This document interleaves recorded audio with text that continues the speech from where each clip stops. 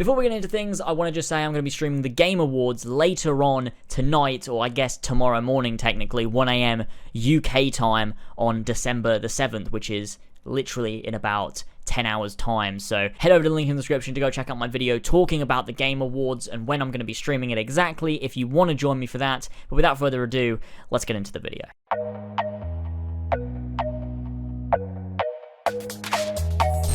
So recently, the brand new DLC for Assassin's Creed Odyssey, The Legacy of the First Blade, I said it right that time, yes, came out, and I played it, and I did not think I'd make a video, a review, an analysis, a critique of it at all. I thought I'd stream it, say what I had to say, move on, it'd be average.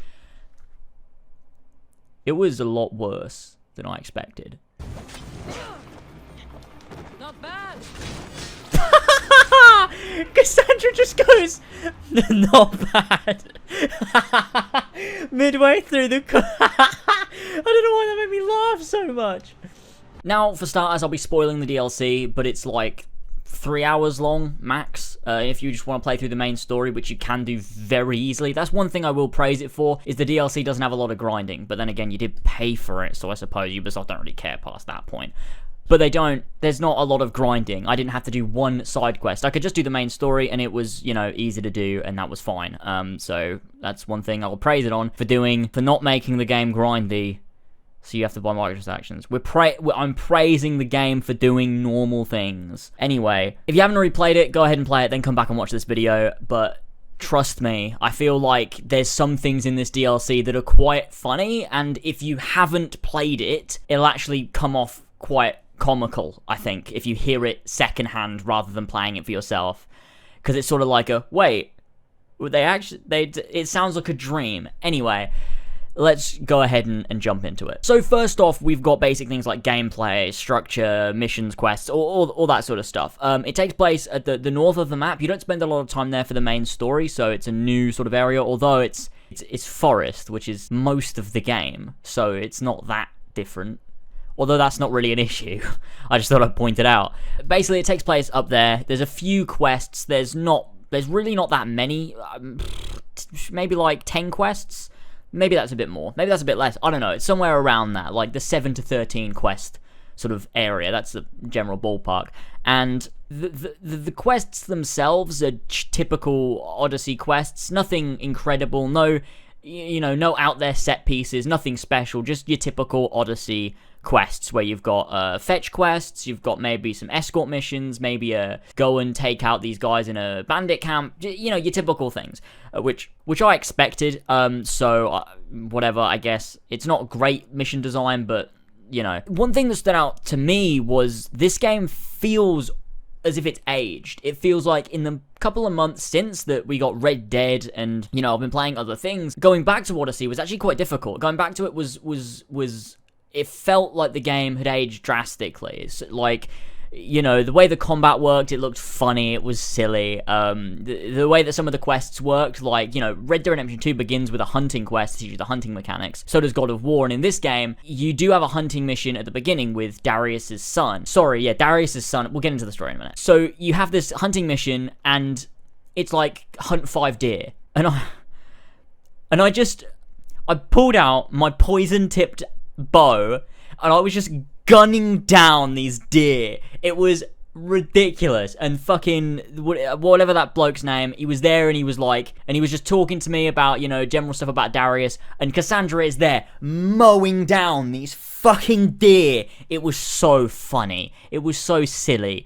And that's one of the things I've noticed, is there's a lot of, it's one of those Ubisoft tropes where they're cutting corners in the game because they've got this open world. Well, we can't do anything outside of the constraints of this open world we've built. No extra areas, no extra animations, nothing. It's all just everything we build for the open world, we build the story around that, rather than the other way around, which is how it used to be, because they build entire areas. Think Assassin's Creed 2, they'd build entire areas like that, the castle area of Acre, just so you could play a little bit as Altair, just a little bit as Altair. You could have done a flashback in a cutscene, but no, they built it so you could play as Altair for just a small portion of the game, because that was integral to the narrative. In this game, they don't. And that's a common theme throughout Assassin's Creed Odyssey. Now, to me, I feel if the Montreal team were at all involved or with ahead of this game, we would have had those moments. And what I mean is, we'll talk about that a little bit later on, and it'll become clear exactly what I mean by that. But that's basic things with, like, the quests, and, you know, it was mundane, it was fine, I guess. Like, I'm finding it difficult, because whenever I critique Odyssey, I get two feedbacks. It's either people that really agree with me, or people that just get angry, and are like, you're just too critical, like, why can't you just accept this? And I'm like, am I being too critical? I'm second guessing myself. I don't think I'm being too critical, because if I find a criticism, surely that's valid. If I play something like Red Dead Redemption 2, look at the mission structure and the story integrity of Red Dead Redemption 2, and compare that to Assassin's Creed Odyssey, it shouldn't be such a drastic gap. Although Rockstar is top of their game, Ubisoft, a AAA company with billions of dollars, should be as well. It's just, you know, I just don't see it as good enough. But that's very subjective. If you're okay with the gameplay of Odyssey, then you'll like the gameplay of the DLC. It's the same.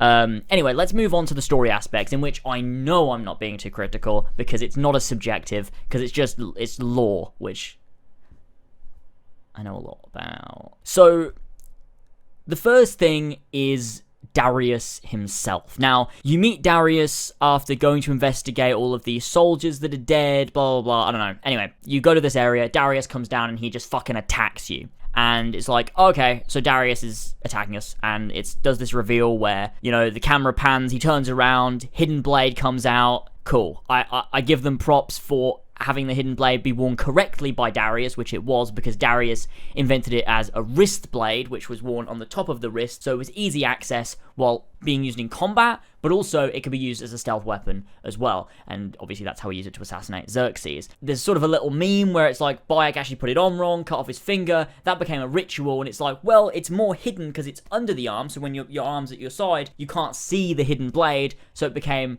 not a wrist blade, but a hidden blade, and that's then the symbol of the assassins. So I like that they kept that lore point at least. If they didn't, obviously that would be really fucking funny if they fucked it up somehow.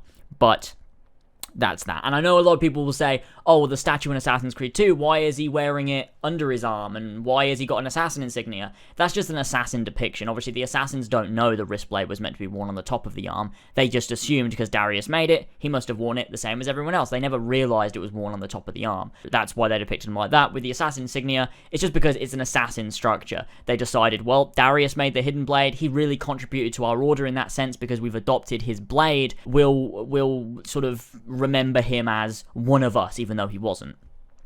But in this DLC, he most certainly was. In Origins, they retconned Darius, because AC2, obviously when Patrice created Darius, he was an assassin, the assassins extended back to that time period. With Origins, they retconned it to say, well, the Brotherhood actually exists. It didn't exist back then. The Brotherhood was created by Bayek a lot later, and they retconned it. So there's that. But in this game, it's almost like it wasn't worth retconning, because Darius is the embodiment of an assassin. He wears a hood, he wears robes, he uses a hidden blade, he hides in the shadows and repeatedly talks about hiding in the shadows. He has a bureau in the mountains, he has a literal brotherhood at one point, a guild of people fighting against the Order of the Ancients, and there's a whole arc in the game in which his son learns the importance of hiding from the shadows. But none of this has anything to do with Origins. Darius has no impact on Bayek. And so, Darius, being the embodiment of assassins with all of this classic iconography, is just that. It's iconography for the sake of iconography, for brand identity, at the expense of lore and narrative integrity. Imagine another franchise, and they decided years before that franchise took place that they would just shoehorn in a bunch of iconography from the more modern period. So like stuff to liken it to Assassin's Creed, stuff from Ezio, stuff from Connor, stuff from Bayek. They decided to put that way before it should have existed because they're like, oh, the fans will like that. It has no integrity. In the moment, it's like, oh, he's an assassin with a hidden blade, cool. But when you look at it as a whole, as a coherent franchise from start to finish, it's a joke. Because Bayek created the Order.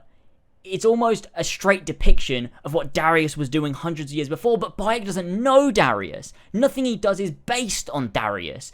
Darius is just somehow an assassin. And people will say, and use the argument, well, I'm sure there were assassins. It makes sense there were assassins before Bayek. Does it? What do you mean? No, it doesn't. That doesn't make sense. That is the opposite of making sense. What do you mean? There were lots and lots of guilds before Bayek that were exactly the same. How? How is that possible? No, that doesn't make sense. Yes, there could have been people fighting against tyranny. That's why I always liked the idea of the Liberalis Circulum and the idea of Eve's rebellion in the first civilization, because it's always this idea of assassin ideology, but not assassin iconography. Darius, to me, was, after the retcon, was always an assassin-like figure that created the Hidden Blade, yet wasn't an assassin in iconography. So he didn't wear the hood, he didn't wear robes, there was no assassin bureau, there was no we are assassins, there was no fighting against the Templars, there was no brotherhood. It was just a man that saw Xerxes needed to be taken out and took it upon himself to do that. And that's a very assassin ideology. But I never saw him as someone that would have literally been an assassin as if he were from the Brotherhood, but knew nothing about the Brotherhood. It's very inconsistent with the lore that we know from Assassin's Creed. That's not how Darius should be, and any other brand would have taken it seriously. They would have gone, Darius is this iconic figure that slightly did shape the Brotherhood with his invention of the Hidden Blade, but he needs to be his own thing. But they didn't do that, and that's why I really, really dislike it. Now, the other part of this, which originally I liked, but I think got a bit messy, was the Assassination of Xerxes. Now, for a start, seeing that scene was fantastic. I loved that cutscene. I thought it was awesome seeing Darius assassinate Xerxes, the first recorded use of the Hidden Blade, and it was awesome. No jokes, no silly tonal shifts, none of that. It was just a cool scene. I just wanted to mention here, because I forgot to talk about it in the video, but earlier on when I was talking about if Ubisoft Montreal was at the head of this game or at the head of this DLC, things would have been different, is in Assassin's Creed Odyssey, in this DLC, we get to see the Assassination of Xerxes, and as cool as that is, and I will stand by, that was a really well done scene, it was all very nice. I feel we should have played that scene. I feel like there should have been moments of flashback where we played those moments. Now, I get it, maybe that doesn't fit with lore, but none of it does. So why does that matter? Just let us play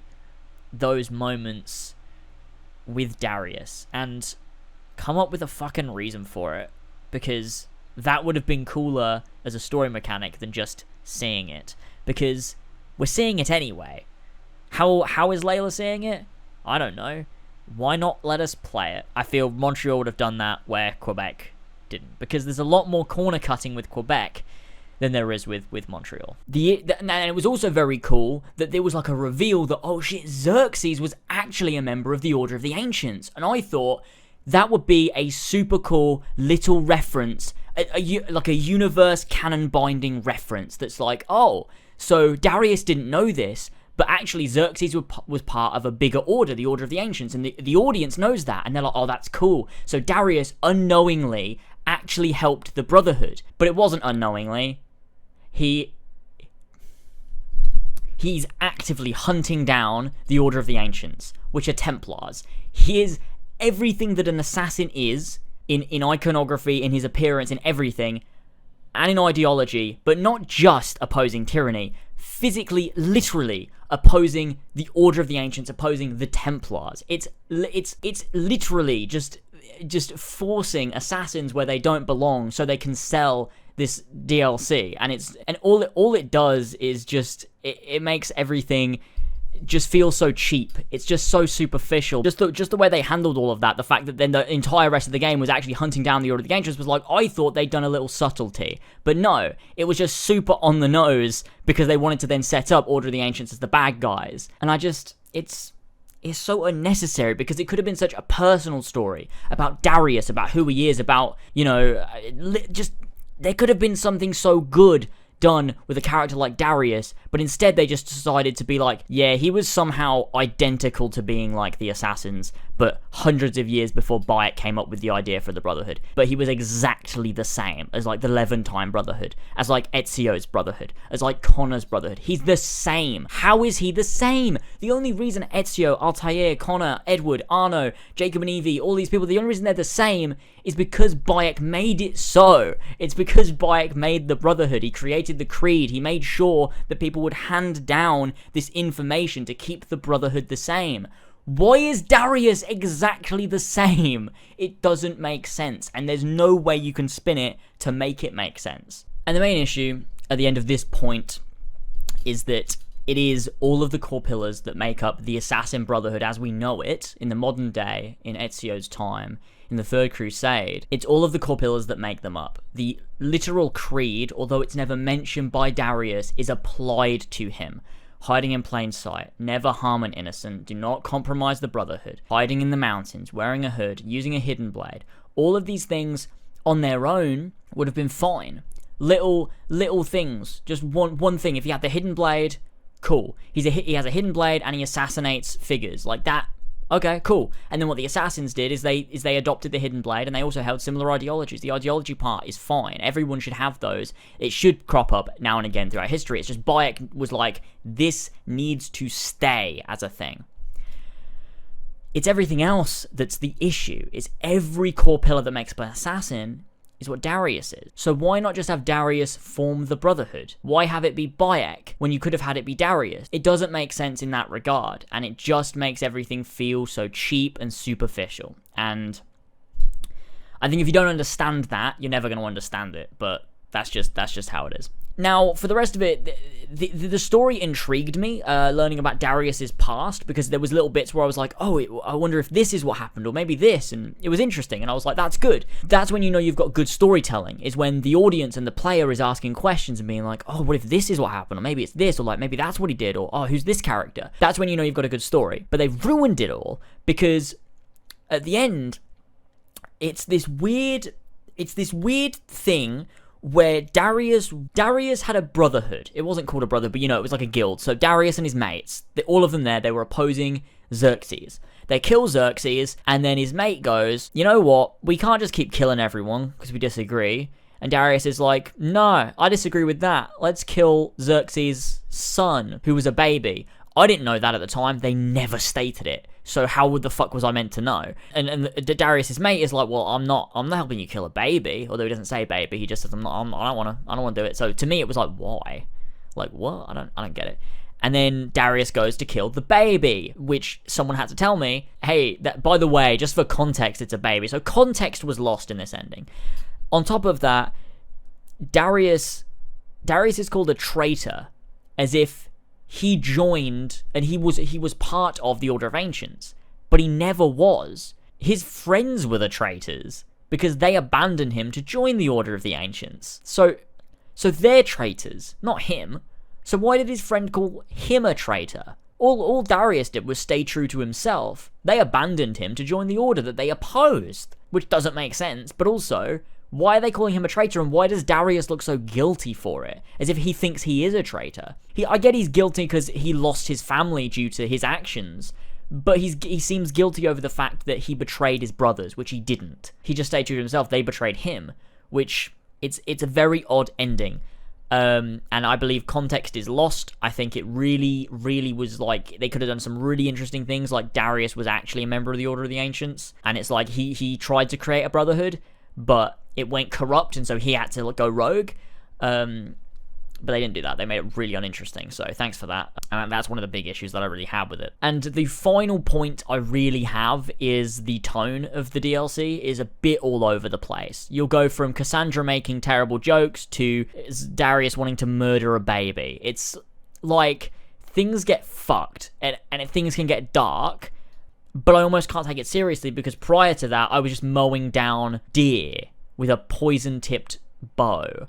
It's a really odd one, and I think that's a big problem that Odyssey has in general, is tonal issues. The tone is just all over the place. I don't know why. Why can't they just tell a serious story? Origins did it. Origins knew what it was trying to be. It took itself seriously. Odyssey just, like, doesn't fucking care.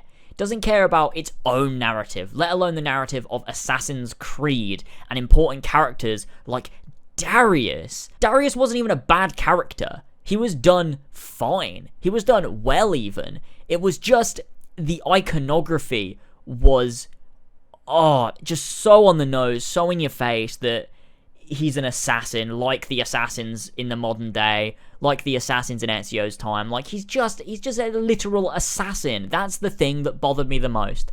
And I know I keep saying it, but he shouldn't be. He shouldn't be everything that embodies an assassin, because Bayek is the first of that brotherhood type thing. You can have rebellions throughout history, you can have all of those things, but when you have hiding in plain sight, hiding in the shadows, bureau in the mountains, wearing a hood, wearing robes, having the hidden blade, don't harm innocents, all of these things that are just so assassin-y, it's so obviously assassin-y, that's when you've got a problem, because you've done it on purpose for fan service, but that loses then the integrity of the narrative, and the lore and the canon, because you fucked it, and I hate it so much. Okay, well that's it for this video. Bit of a rambly one, bit of a discussion, bit of a throwback to the old days, to be honest. But that's that. I thought I'd put this out. I just wanted to sort of get my raw thoughts on this out. If you want to know in depth what I think of each individual thing, I check out my stream of it, which I'll link in the description, which is about 3 hours long. You could whack on Odyssey yourself, or whatever game you feel like playing, or don't, or just watch the stream. And as I get to each part, you'll be able to see my initial reaction, my thoughts on it, things that really bothered me and irked me, things I liked, and you'll get that from the stream, probably better than I could here, but I thought I'd try and make this a little bit concise. So if that is something you're looking for, more in-depth thoughts on everything that happened, go check out my stream, which I'll link in the description at the end of this video. Alright, thanks for joining me, boys. Subscribe if you're new, like the video if you enjoyed, let me know what things you'd like me to talk about again in the comments down below. I'll see you guys tonight for the Game Awards a little bit later on, in probably about, 10 hours time from when this video goes up? Something like that, I don't know. I'll link the video in the description, like I said. Anyways, thanks for joining, and I'll see you all next time.